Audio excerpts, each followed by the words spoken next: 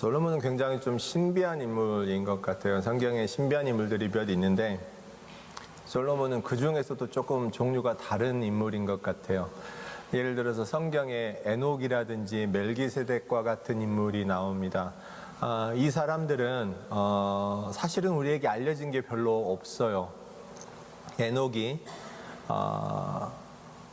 하나님과 동행하는 삶을 살다가 죽지 않은 채로 하늘로 올라갔지요.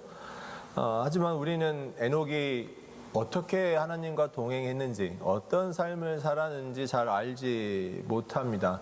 물론 구약 외경에 에녹서라는 책이 있긴 합니다만 그것은 우리 성경은 아니라서 그 책을 완전하게 신뢰하기는 좀 어렵다 할 수도 있겠고요. 그 외에 멜기세덱 같은 인물도 사실은 굉장히 중요한 인물입니다. 하나님께서 아브라함을 선택하셨고 아브라함이 정말 우리의 믿음의 조상이라고 하고 하나님의 선택을 받은 인물인데 그 이전에 거룩한 하나님의 제사장이라고 하는 멜기세덱이 있었다는 것이죠. 이것은 뭐냐면 우리가 하나님께 대해서 생각하는 그 범위, 한계를 굉장히 넓혀주는 그런 중요한 사건이고 중요한 인물이기도 합니다. 그런데 그에 비해서 솔로몬 같은 경우는 그렇게 알려지지 않은 인물은 아니에요. 그 아버지, 어머니도 우리가 알고 있고 태어나서 어떤 환경에서 자랐는지, 어떤 왕이었는지 굉장히 잘 아는 편에 속하죠. 특히 우리가 지난주 말씀을 보면서 솔로몬의 특별한 점들도 조금 알 수 있었습니다. 무엇보다도 하나님께서 그렇게 선택하셔서 지혜를 주신 인물이 솔로몬 말고 또 있을까요? 근데 왜 제가 솔로몬을 특별하다, 신비하다, 미스테리한 인물이라고 평했느냐면 하나님께서 그렇게 지혜를 주셨는데 솔로몬의 인생이 어땠습니까? 우리가 사람의 인생을 평가하기는 좀 그렇지만 그래도 실패했다고 봐야 하지 않을까요? 하나님께서 솔로몬의 인생의 마지막이 되었을 때 하나님께서 솔로몬에게 하신 말씀들을 보면 실패했다고 말해도 크게 잘못되지 않은 것 같아요. 하나님께서 정말 특별한 지혜, 솔로몬 네 전에도 그런 왕이 없었고 네 후에도 그런 왕은 나타나지 않을 거라고 말씀하신 놀라운 지혜를 받았는데 왜 솔로몬은 실패했을까요? 우리가 만약 이 지혜를 그거는 완전한 지혜는 예수 그리스도를 말하는 것이고 사람이 받은 지혜는 한계가 있기 때문에 솔로몬이 실패한 건 당연한 거죠. 솔로몬은 그냥 죄의 유혹에 빠진 거 아닙니까? 라고 쉽게 생각한다면 그런 것 치고는 솔로몬이 성경을 3권이나 썼단 말이죠. 우리가 아는 그냥 잠언, 전도서, 아가서까지 3권의 성경을 썼는데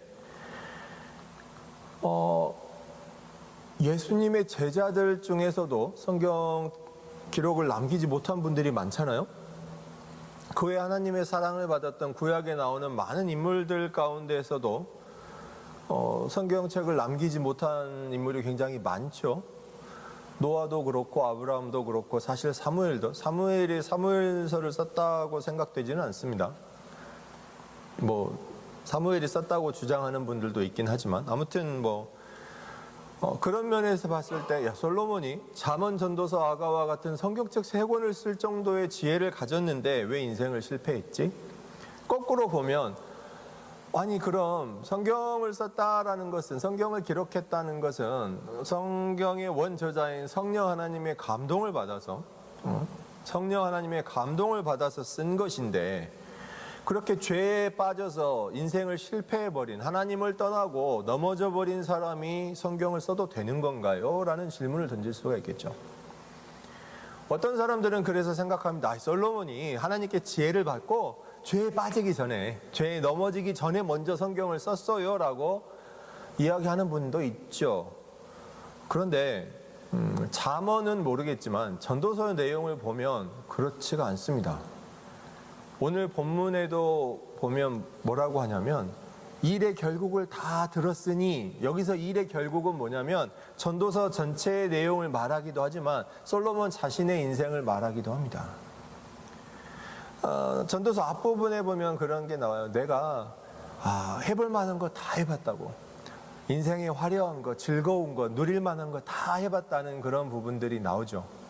그리고 내가 정말 똑똑해가지고 아는 것이 많아서, 지혜가 많아서 다 알고 해보았다고 그렇게 이야기하는 부분이 나옵니다. 그런데 결국은 실패였죠. 즉 잠언이나 전도서나 다른 부분을 보았을 때 솔로몬이 성경을 기록한 것이 죄에 빠지기 전에 기록했다라고 보기는 어려움이 있어요. 특히나 전도서 말씀을 보면 하나님께 지혜를 받고 왕이 되어서 정말 화려한 삶을 살아보고, 지난주에 한 것처럼 이게 뭐 하나님이 기뻐하시는 지혜라기보다는 세상적인 지혜이기는 했죠. 새롭게 항구를 건설해서 그 전에 없던 무역업을 개척해서 인도와 아프리카의 삼각 무역을 만들고 나라가 어마어마하게 부유해질 수 있도록, 그래서 엄청난 성전과 왕궁과 여러 가지 건축도 하고 나라는 굉장히 잘 살게 되는, 특별한 외적의 위협도, 이집트와의 외교 관계를 잘 관리하면서 심각한 위협은 없는, 그렇게 보면 왕으로서 정말 지혜롭게 잘 통치한 거 아닌가요? 라고 생각할 수 있겠지만 그것이 실패였다는 것은 하나님께서 확인시켜 주셨죠. 그리고 솔로몬도 그것을 인정했기에 이렇게 전도서를 썼겠죠. 전도서에 얼마나 많이 나옵니까? 모든 것이 헛되다고. 그러면서 오늘 본문이었던 내가 인생에서 누릴 수 있는 것, 하나님께서 주신 선물이고 내가 할 수 있는 것에 충실해서 살아가는 내 삶이 참된 기쁨이라는 것을 고백하죠. 그리고 오늘 본문 마지막 12장 본문에서 후대에게 전합니다. 아마 자신의 아들 르호보암을 가장 염두에 두지 않았나 싶어요. 그리고 그 후대에게 이어질 믿음의 후손들에게도 전하고 싶었겠죠. 일의 결국을 다 들었으니 무엇을 하라고 합니까? 하나님을 경외하고 하나님의 명령을 지키면서 살라는 것이죠. 그것이 모든 사람의 본분입니다. 우리가 마땅히 해야 될 일인 것입니다. 제가 솔로몬이 미스테리한 인물이라고 말씀드렸어요. 이렇게 솔로몬이 결론을 지은 것을 보면 마지막에 죄에 빠졌다가 하나님의 경고를 듣고 정신이 다시 돌아온 것 같아요. 그러면 여기서 끝나면 안 되죠. 우리는 다 그리스도인입니다. 예수 그리스도를 우리 구주로 고백하는 그리스도인이죠. 그럼 이 다음에 뭐가 와야 할 줄을 알고 있죠. 뭐가 와야 합니까? 회개가 와야죠. 내가 잘못됐다는 것을 알았기 때문에 당연히 회개가 와야 됩니다. 하나님께로부터 각별한 지혜를 받아서 그 이전에도 이후에도 없을 지혜를 받은 솔로몬이 왜 그걸 몰랐을까요? 솔로몬이 인생을 돌아보니까 정말 모든 게 다 헛되다는 거예요. 해볼 거 다 해봤는데, 인생에 누릴 건 다 누려봤는데 다 헛되다는 거예요. 그리고 자기 아들에게, 후손들에게 전합니다. 일의 결국을 다 들었으니 하나님을 경외하고 하나님의 명령을 지켜라. 당연히 맞는 말이죠. 이렇게 할 정도면 당연히 본인 스스로도 회개해야 되지 않을까요? 그런데 성경 어디를 봐도 솔로몬이 회개했다는 그런 이야기가 나오지 않습니다. 12장 14절을 보면 솔로몬이 하나 덧붙이죠. 하나님은 모든 행위와 모든 은밀한 일을 선악간에 심판하시리라. 솔로몬은 지금 심판도 알고 있었죠. 심판 받을 거라는 것. 그 심판에 누구도 포함이 됩니까? 자기도 포함이 되겠죠. 그럼 당연히 더 회개해야 되지 않습니까?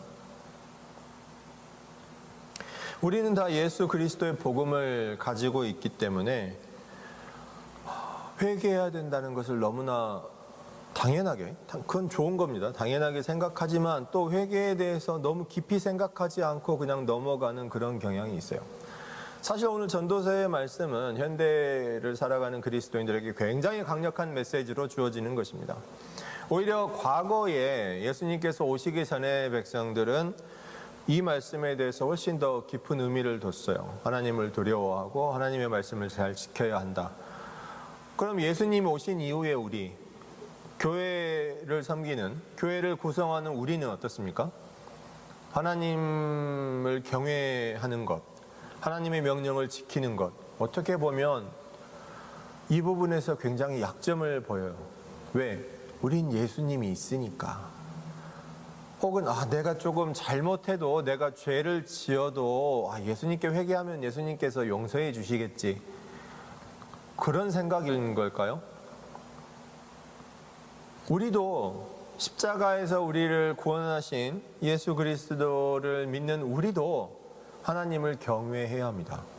하나님의 말씀을, 하나님의 명령을 지키도록 노력해야죠.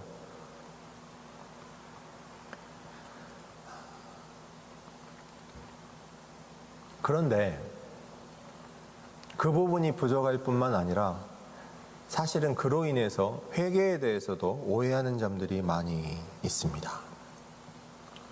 먼저 솔로몬 이야기를 마저 마무리를 짓고 넘어가 보도록 하면요. 솔로몬은 왜 회개하지 않았을까요? 우리는 예수님께서 회개에 대한 용서의 약속을 하셨죠. 십자가에서 우리의 모든 죄를 용서하셨고, 우리가 예수님의 이름을 부르기만 해도 예수님께서 우리를 찾아 용서해 주신다는 그런 믿음을 가지고 있죠. 이게 우리의 구원에서 굉장히 중요한 요소지 않겠습니까? 하지만 구약의 사람들은 이런 믿음이 조금 다른 종류로 있었어요. 예수님께 받은 이런 굳건한 이 약속의 믿음이 굉장히 부족했습니다. 어떤 사람들은 좀 극단적으로 이렇게 말합니다. 예수님께서 우리에게 약속해 주셨으니까 그런 구원, 그런 믿음은 우리만 가지는 것이고 예수님 오시기 전에 사람들은 그런 약속 받은 적이 없다라고 말하기도 합니다. 하나님께서 직접적으로 그렇게 말씀은 안 하셨을지라도 우리가 고백하는 하나님의 사랑은 어떻습니까? 요한복음 3장을 보아도 이렇게 나오잖아요. 하나님께서 예수님을 독생자를 이 땅에 보내주셨죠. 근데 왜 보내주셨습니까? 세상을 이처럼 사랑하사 독생자를 주셨으니. 하나님께서 가지 말라고 하는데 예수님이 억지로 오신 게 아니잖아요. 예수님은 하나님 뜻에 순종한 거고 하나님께서 독생자를 보내신 거예요. 하나님께서 우리를 사랑하시는 그 성품은 우리를 창조하신 그때로부터 지금까지 한 번도 변함이 없으신 것이죠. 그래서 구약 시대에도 확고한 믿음을 가지고 아무리 죄 가운데 있을지라도 하나님의 이름을 부르고 하나님께로 돌아간다면, 우리가 아까 찬양한 것처럼 여호와께 돌아가자라고 했다면 하나님께서는 분명 은혜를 주셨을 줄 믿습니다. 하지만 솔로몬은 그러지 못했죠. 어떤 이유로 그러지 못했는지 정확히 알기는 어렵습니다만 이제 그 이유들이 어떤 것들이 있을 수 있는지를 좀 보면 좋겠습니다. 우리 사랑하는 고키틀 하나님 교회 성도 여러분이 회개에 대해서 깊이 고민하고 생각해 보시기를 원합니다. 사실은 제가 지난주에 한국 TV에 나오는 영상들을 좀 찾아봤어요. 왜냐하면 한국에서 지금 회개 운동, 기도 운동이 막 일어나고 있대요. 그래서 회개를 위한 집회도 하고 회개를 위한 기도 운동을 한다고 해서 굉장히 반가운 마음이 들었어요. 정말 반가운 마음이 들어서 너무 기쁘고, 그래서 막 더 기쁜 마음으로 찾아보다가 회개운동 큰 집회를 한다길래 그 온라인 예배 영상도 틀어놓고 같이 예배하는 마음으로 영상을 보고 했는데, 영상을 찾아보면 찾아볼수록 그 예배, 온라인 예배를 보면서 많은 한국교회 성도분들이 나와서 회개하자고 부르짖고 하는 것을 보면서 점점 더 마음이 기뻐져야 되는데 점점 더 마음이 좀 복잡해졌어요. 마음이 좀 불편해졌습니다.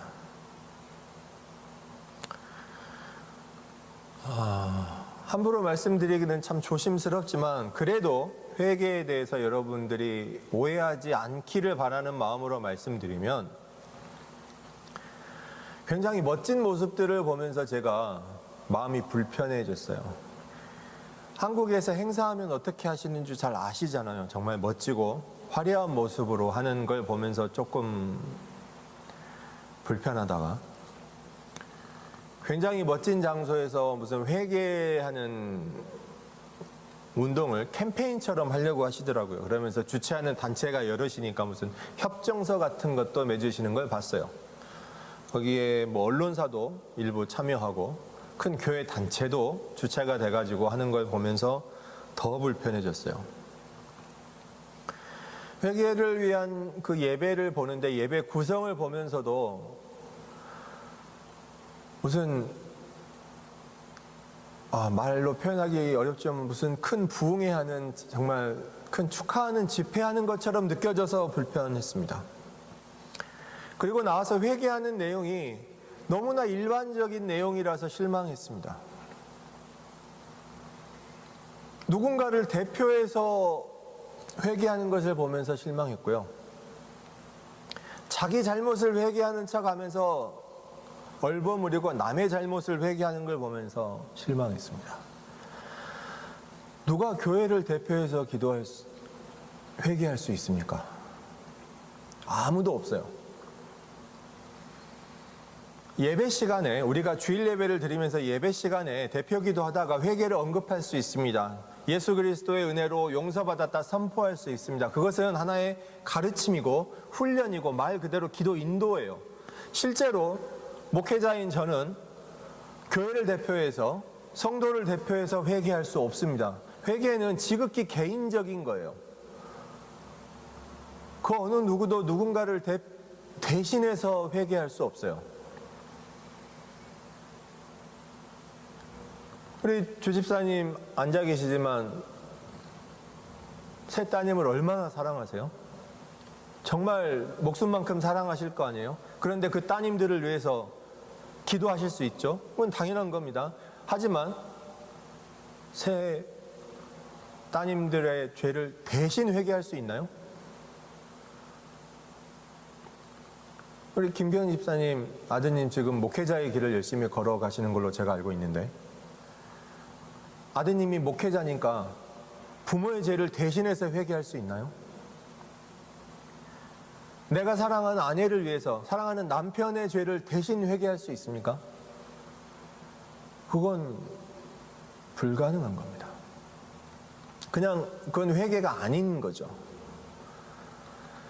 그 회개 대성이 집회하면서 뒤에 큰 현수막, 플랜카드가 써 있는 걸 봤어요. 거기 보니까 1907년 평양 대부흥, 그리고 1903년 원산 회개 운동 부흥, 그 이야기가 붙어 있더라고요. 맞아요. 그게 너무나 잘 보여주는 겁니다. 1907년 평양 대부흥에서 무슨 일이 있었습니까?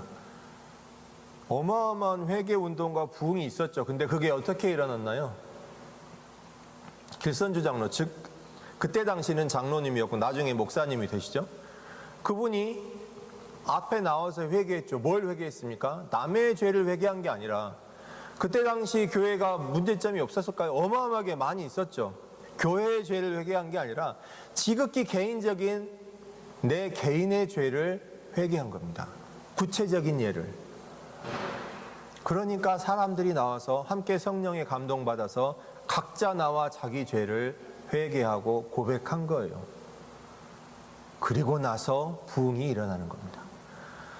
1903년 원산에서는 어땠습니까? 하디 선교사가 자기 죄를 고백하잖아요. 여러 가지 자기 개인의 죄를 고백하지만 대표적인 게 뭐였습니까? 내가 선교사로 왔지만 조선인들을 차별했다고 고백하잖아요.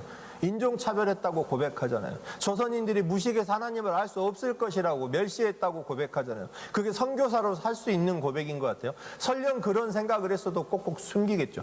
선교사가 계속 그런 생각만 하고 살겠어요? 잠깐 그런 생각이 들었던 거겠죠. 하지만 그 죄를 고백하잖아요. 그러니까 그 선교사와 함께 일하던 조선인들이 나와가지고 다시 고백하잖아요. 선교사님을 공경하는 척했지만 사실은 그렇지 않았다고 고백하잖아요.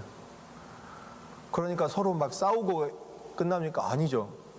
다 함께 회개하고 성령의 감동을 입어서 부흥하는 역사가 일어나는 것입니다. 회개는 그렇게 개인적인 것에서 시작합니다. 내가 한국교회가 회개합니다라고 기도하는 것이 아니라, 우리 세대가 회개합니다 대신해서 기도하는 것이 아니라, 그건 마치 하나님, 나는 그렇게 많이 잘못하지 않았는데 교회를 보니까 정말 심각합니다. 회개해야 되겠습니다. 회개합시다. 이게 아니고요. 그냥 교회를 바라보니까 하나님, 예전에 우리 70년대 80년대 그 한국교회가 얼마나 부흥했습니까? 근데 지금은 그러지 못하고 교회가 힘을 잃어가고 세상이 말세입니다. 회개합시다. 그거 회개가 아니라 그냥 자기가 평가하고 비난하는 거잖아요. 그건 회개가 아닙니다. 무엇보다 정말 멋지고 화려한 장소에서 예배를 마치고 즐겁게 돌아가는 모습을 막 카메라로 보여주는데, 그게 어떻게 회개의 모습입니까? 참석한 사람들 막 마이크 들이밀고 인터뷰를 하더라고요. 근데 굉장히 인상 깊은 게 젊은 부부가 자녀를 데리고 왔어요. 그러면서 인터뷰를 합니다. 신앙의 유산을 내 자녀에게 물려주고 싶었다고. 죄를 회개하고 생명을 찾는 그 신앙의 유산을 자기 자녀에게 물려주고 싶은 마음에 나왔다고 굉장히 기뻐하면서 밝은 모습으로 인터뷰를 하시는데, 정말 그렇게 되시기를 주님의 이름으로 축복합니다.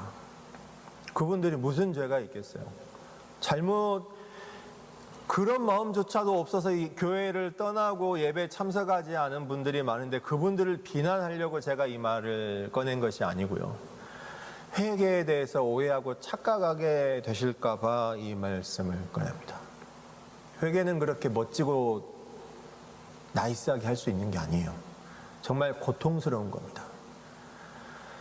물려줄 수 있는 신앙의 유산이 정말 많은데, 회개는 그렇게 물려줄 수 있는 게 아니고요. 정말로 고통스러운 거예요. 내 잘못을 돌아보고 하나님 이거 잘못했습니다, 용서해 주세요, 그리고 돌아서서 웃으면서 나가는 그게 아니고요. 정말 절박한 거예요. 왜냐하면 하나님 저 좀 살려주세요 외치는 소리입니다. 회개가 되려면 내가 지금 먼저 죽어가고 있다는 걸 알아야 돼요. 근데 그게 아니라 행복하게 잘 살고 있어요. 문제점이 없는 건 아니야. 근데 문제점이 있기는 하지만 그렇게 심각한 건 아닌 것 같아요. 근데 하나님께 회개해야 되니까, 하나님 나 이거 회개합니다, 이거 용서해 주세요, 그거 아니고요. 내 삶이 지금 다 죽어가고 있는 거예요. 내가 회개하지 않으면 망해서 죽을 수밖에 없는 거예요. 그 인식이 먼저 돼야죠. 그래야 회개할 수 있는 겁니다. 회개는 내가 가지고 있는 것들을 다 지키면서 하는 게 아니에요. 내가 갖고 있는 돈, 내가 가지고 있는 지위, 내가 갖고 있는 권력, 아무것도 놓기 싫고 다 가지고 있는 상태 그대로 있으면서 회개하는 게 아닙니다. 내가 지금껏 죄의 길을 쭉 살아왔는데, 하나님 나 지금까지 사는 건 나쁘지 않았어요, 앞으로도 계속 이렇게 살고 싶습니다, 하지만 내가 지은 죄는 하나님께 회개합니다, 용서해 주세요가 아닙니다. 그건 회개가 아니에요. 회개는 영어로 turn around잖아요. 돌아서는 거예요. 내가 지금 죄의 길에 있다는 걸 알고 믿음으로 고백하고 돌아서는 거예요. 더 이상 그 길로 가지 않겠다고 고백하고 선언하는 거죠. 하나님 앞에서 회개한다는 것은 나 이제 더 이상 죄의 길에 있지 않겠습니다라고 하는 겁니다.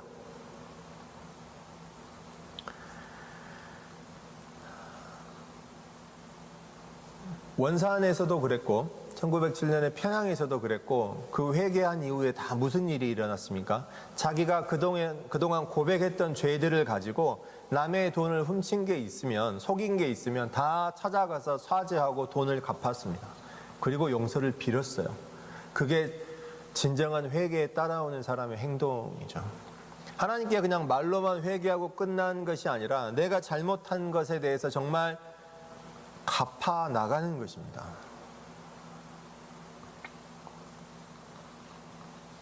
그 회개운동 협정서를 조인하는 분들, 대표하는 분들 나와서 카메라 자리에 받으면서 막 멋지게 사인하고 악수하는 걸 보면서 일반 성도분들은 모르실 수도 있어요. 근데 워낙 유명한 분들이라 교회 관계자들은 아마 그분들 누군지 다 뻔히 알아요. 뭐가 문제인지도 알아요. 뭘 잘못했는지도 알고. 뭐 구체적으로 밝히지는 않겠습니다만 지금도 뭐가 어떤 문제를 안고 있는지 다 알고 있어요. 하지만 그거 그냥 계속 그대로 안고 가잖아요. 그러면서 회개 운동하겠다고 하시는 걸 보면서 너무 마음이 아팠어요.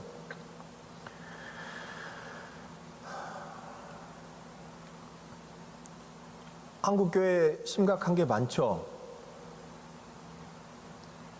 심각하게 많은데 왜 내 개인의 죄는 고백하지 않으면서 나는 깨끗한데 교회만 문제인 것처럼 그렇게 회개해야 합니까?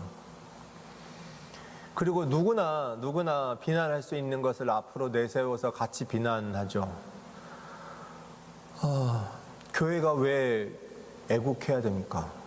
애국하는 거 좋은 거예요. 저도 애국하면 좋겠습니다. 근데 교회가 할 이야기는 아니죠. 빨갱이를 때려잡자고 하시는 분들이 참 많던데 저도 공산주의 싫어합니다. 근데 왜 교회에서 예수 그리스도의 복음이 아니라 정치적인 일을 이야기해야 됩니까? 마치 요새는 또 한국 교회들 동성애만 없애면 교회가 아무 문제 없는 것처럼 그렇게 이야기하시는 분들이 있던데 동성애 때문에 교회가 망해간다고. 저도 동성애 반대합니다. 근데 그건 회개가 아니에요. 그냥 비난하는 거죠. 그거는 이제 우리가 왕에 대해서 보았고 다음 주나 그 다음 주부터 선지자에 대해서 살필 텐데 선지자가 할 이야기입니다. 선지자가 목소리를 높여서 할 이야기를 하고 있어요. 근데 그분들은 선지자가 절대로 될 수 없어요. 선지자의 여러 가지 특징들이 있습니다. 여러 가지 자격 조건들이 있어요. 그 중에 그냥 평범한 것 하나만 이야기하면요, 선지자는 가진 게 없어요. 근데 그분들은 가진 게 정말 많죠. 그래서 선지자가 될 수 없어요. 그냥 단순히 가진 게 없고 가난하다는 뜻이 아닙니다. 저도 참된 선지자는 될 수 없어요. 제 스스로를 압니다. 저는 그렇게 가진 게 없습니다. 뭐 아예 막 가난해서 살기 힘들다라는 게 아니라 뭐 크게 가진 재산이나 뭐 집이 없죠. 근데 참된 선지자가 될 수 없다고 말씀드렸어요. 왜냐하면 저는 마음이 완전히 자유롭지 못해요. 누가 저한테 집을 한 채 사주시면 제가 받을까요? 안 받을까요? 고민하시는 표정 지으실 필요 없어요. 아마 저는 받을 것 같습니다. 그래서 될 수 없어요. 세상에 미련을 가진 것들이 있어서 목회자가 감당할 수 있는 영역이 있고 감당하지 못하는 부분들이 있어요. 근데 마치 자기는 아무 문제 없는 것처럼 하면서 세상이 문제인 것처럼 대표해서 회개하자고 그럼 하나님께서 축복하셔서 부응할 거라고 이야기하는 그런 믿음은 성도들을 위험에 빠뜨립니다. 성도들이 회개에 대해서 오해하게 만들어요. 나 그냥 지금까지 나쁘지 않게 살았으니까 그냥 이대로 살면서 적당히 회개하면 되겠구나. 예수님께서 용서해 주시겠지라는 그런 착각을 하게 만든다는 겁니다. 그건 회개가 아닙니다. 솔로몬이 왜 회개를 하지 못했을까요? 솔로몬이 만약 그 순간에 회개를 해야 한다면 하나님께서 마지막에 자기 인생을 정리하는 그 순간에 나타나셔서 선포하시는 걸 듣고 열왕기상 11장에 나오는 그 말씀을 듣고 솔로몬이 회개를 원했다면 지금까지 살아왔던 모든 인생을 부정해야 합니다. 자기가 지금까지 왕으로서 이룩했던 모든 것들을 다 내려놓아야 합니다. 수많은 아내들을 위해서 왕궁을 지었던 것, 나라를 위해서 무역을 하면서 어마어마한 부를 이루어냈던 것, 지금까지 아내들이 섬기는 우상을 따라 섬겼던 그 많은 우상을 숭배했던 것들, 하나님께서 충실하게 살지 못했던 모든 것들을 하나님 앞에 고백하고 모든 사람들 앞에 고백하고 내려놓아야죠. 그걸 못한 겁니다. 자신이 회개한 후에 하나님께서 용서해 주실 거라는 확신이 없었을 수도 있습니다. 믿음이 부족한 거겠죠, 그거는. 아니면 그 회개 과정 가운데 일어나는 그 모든 고통스러운 순간들이 감당할 자신이 없었겠죠. 우리는 이 모습을 다윗에게도 보았습니다. 나단 선지자가 다윗을 찾아왔을 때 다윗이 하나님 앞에 고백하죠. 내가 하나님 앞에 죄를 지었습니다. 그것은 굉장히 고통스러운 일입니다. 자기가 지금까지 왕으로서 누렸던 권위를 내려놓는 것이었죠. 하지만 그것을 내려놓고 포기하고 하나님 앞에 회개했기에 죽지 않고 살 수 있었죠. 하지만 다윗도 완벽하게 회개하지 못합니다. 그 이후에 자신의 잘못했던 것을 돌이켜서 사죄하고 갚아 나가야 했죠. 하지만 다윗은 하나님께 회개하는 것은 할 수 있었지만 사람 앞에 회개하는 것은 너무나 어려웠던지 감당하지 못했습니다. 그래서 자신의 인생을 통해서 갚아 나가야 했죠. 자기 자녀들이 피해를 입고 아들로부터 반역을 당하고 고통스러운 말년을 보내는 자기의 인생으로 갚아 나갔죠. 그 아들 솔로몬이 그 아버지 다윗의 예를 인생을 보면서 그대로 자랐어요. 하나님 앞에 심판이 있다는 걸 알았죠. 지혜가 있으니까. 너희가 인생의 결국을 들었으니 어떻게 하라고요? 하나님을 경외하고 말씀을 지키라고요. 그거 좋아요. 그 다음에 하나님의 심판이 있을 거라고 말하면서 본인은 회개하지 못하죠. 너무나 고통스러울 걸 알기 때문에. 혹은 아니면 믿음이 부족했거나. 사랑하는 성도 여러분, 혹시 회개하고 계신가요? 아니면 회개할 마음이 드십니까? 우리가 회개하는 순간 하나님의 용서와 구원이 시작된다는 사실을 믿으시기 바랍니다. 성도들이 회개하는 순간 교회가 생명력을 얻고 힘을 얻고 살아서 움직이기 시작합니다. 성령께서 그걸 하세요. 그냥 우리가 지금까지 살아왔던 삶에 안주하면서 주님 지금까지가 좋습니다. 적당히 내가 지은 죄를 회개합니다. 그냥 용서하시고 부족한 부분은 은혜로 채우시고 지금까지 살아온 것처럼 그대로 살게 해주세요라고 한다면 그 교회는 힘을 얻기 어렵습니다. 무엇보다 내가 있는 그 길이 죄의 길인지 생명의 길인지를 먼저 판별하시기 바랍니다. 그리고 만약 내가 서 있는 그 길이 죄인의 길이라면 예수 그리스도를 믿는 믿음으로 하나님을 의지하고 생명의 길로 옮겨가세요. 턴어라운드 하세요. 돌아서세요. 그러면 하나님께서 그 크신 은혜로 용서하시고 은혜로 생명으로 채우실 줄 믿습니다. 마지막 때 하나님의 심판이 우리에게 정해져 있는데 솔로몬이 말한 것처럼 너희가 일의 결국을 다 들었으니 우리가 그 일의 결국을 다 보았고 들었습니다. 우리에게 남은 게 무엇입니까? 뭐가 남아 있습니까? 사랑하는 성도 여러분, 진정한 회개를 통해 죽지 않고 살 수 있는 저와 여러분 되시기를 주님의 이름으로 축원합니다. 기도하겠습니다.